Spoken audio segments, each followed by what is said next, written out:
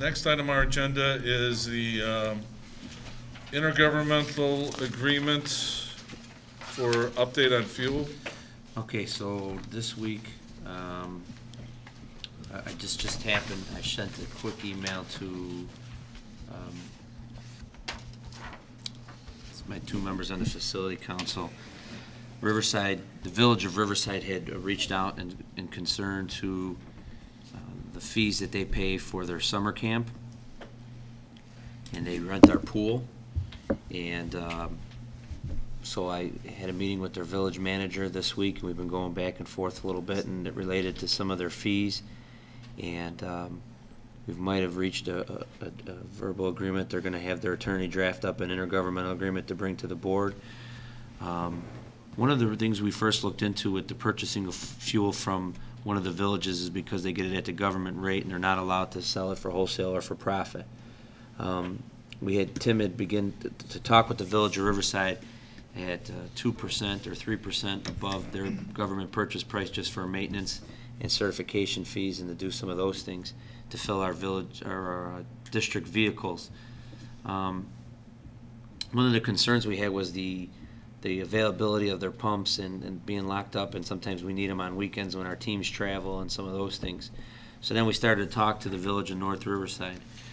What's happened now and what's kind of evolved is that I went back to the village of Riverside after they had proposed some questions about the fees that we were charging for the park district to use our pool in the summer, and they're going to send us a draft of an intergovernmental agreement where we'll waive the security fee. They'll still pay the rental fee but not the security fee, and in exchange we'll be able to purchase fuel from them at 1% over cost. Are we talking about Riverside or North Riverside? Riverside. And they've also worked with us to get a key so that we can have access to the pumps whenever we need it. So right now, I know this originally started where we were doing the fields with North Riverside. So now we have our softball fields and an intergovernmental agreement with North Riverside. We were able to do a rental agreement with the village of Brookfield where their park district's going to use our pool this summer for 10 dates, and in turn we use their baseball fields. And now the park district, the Riverside, will be able to use our pool for 10 days, and we'll be able to purchase fuel at a lower rate than what we originally were discussing.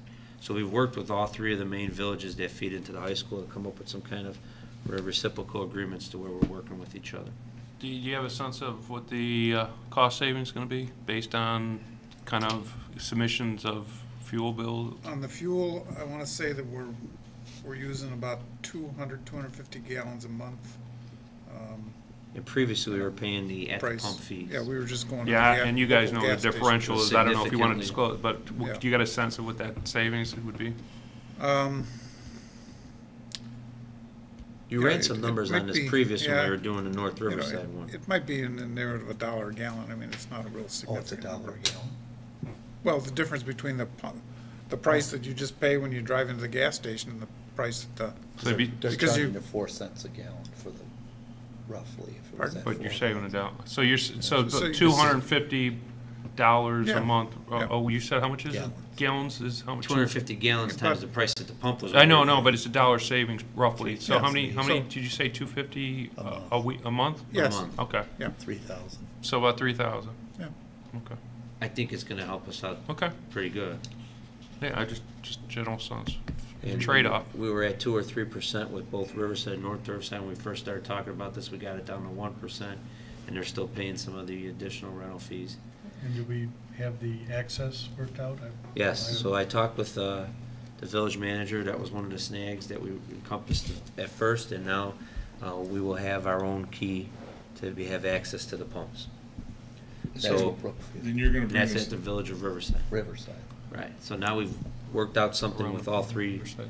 villages that support the high school or feed into the high They school. have some monitoring thing on whose key pumps what gas, so. Yes, Yes. a Make key sure. swab, and then they check the mileage, and then what they do is, hey, you use this many gallons, and then they give us their wholesale price, and then it's 1% above that. So do we provide the lifeguards and all that for the pool? Nope. They do all that. What about the liability if somebody drowns? We have all that insurance. That's why the intergovernmental will have a hold harmless and the insurance policy. and we have our attorneys look at it with their attorneys, just like we did with North Riverside. They're certified. They have to have certified lifeguard. I mean, we They've don't- been renting our pool for the last several years in the summer. This year, the cost almost doubled, because one thing that we're putting in place procedurally is that for a lot of these rentals, we only have security staff in the building during the school day. So what happens is, we have multiple rental groups using our campus and using our facilities, and we have nobody here to kind of supervise it, or at least kind of keep an eye on the building, or notify the authorities if something's going astray. So when we added the security fee onto the pool rental, you know, that kind of doubled their bill, so then that's how we were able to work this out. The difference with the North Riverside agreement, in that we provided the lifeguards and the security, is in turn is that they're providing all the manpower to maintain the fields, drag the fields, do the rainouts, and all that kind of stuff. We haven't gotten that far with Brookfield or Riverside, but we're working, obviously this is a good sign, we're working with all three villages now. So we, just to clarify, we don't provide the lifeguards and have them reimbursed. We let them have their own lifeguards come in here? From what I'm understanding from the past, they have to bring their own certified lifeguards, the same certified lifeguards that work with them maybe at the outdoor pool. I can check with Todd on that to see if we provide lifeguards or not in the past. Okay, For Brookfield, we are providing the lifeguards, okay, so it's only Riverside that I need to check on. okay. Okay, any other questions on it? So you'll bring this up in a future meeting? Yeah, I just wanted to update the board because we haven't had any progress, and we were going to maybe work on it with North Riverside, and I'm happy to report that now we are working with all three local governments, so that's a good sign. Good job. Yes. Can I ask who's supervising our lifeguards? When you say who's supervising our lifeguards, we Yeah, have, do we have, I mean, we employ teenagers and people who are certified, but who's coordinates that? Todd Friedrich, we pay him, So Todd's. he's paid an aquatics director stipend Okay. to organize all that. So he's the one that's been meeting with North Riverside to schedule that and do their So, setup. So is he on, so when our teenagers are lifeguarding, is there an adult or a senior supervisor on deck? I would need to check on that. I don't know if he has. There is.